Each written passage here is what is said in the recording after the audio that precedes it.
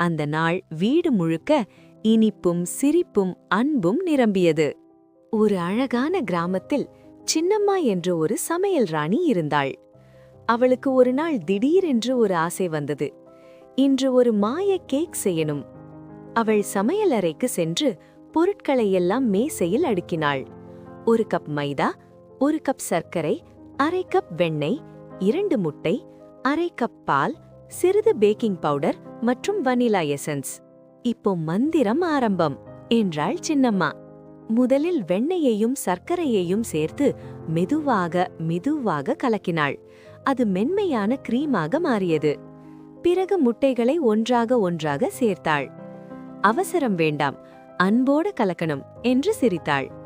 பிறகு மைதா மாவும் பேக்கிங் பவுடரும் அதற்கு பாலும் வனிலாவும் அந்த கலவை மென்மையான மேகம் போல் மாறியது. இப்போது அவன் 180 டிகிரி வரை சூடாகி ரெடியாய் காத்திருந்தது. கேக் டின்னில் கலவையை ஊற்றி அதை மெதுவாக அவனுக்குள் வைத்தாள்.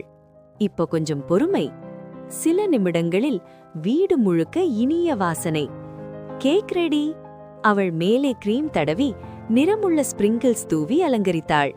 குடும்பம் எல்லோரும் சேர்ந்து சாப்பிட்டார்கள். அந்த நாள் வீடு முழுக்க இனிப்பும் சிரிப்பும் அன்பும் நிரம்பியது. நினைவில் வையுங்க, கேக் செய்வது ரெசிபி மட்டுமில்லை, அதில் சேர்க்கும் அன்புதான் உண்மையான மாயம்.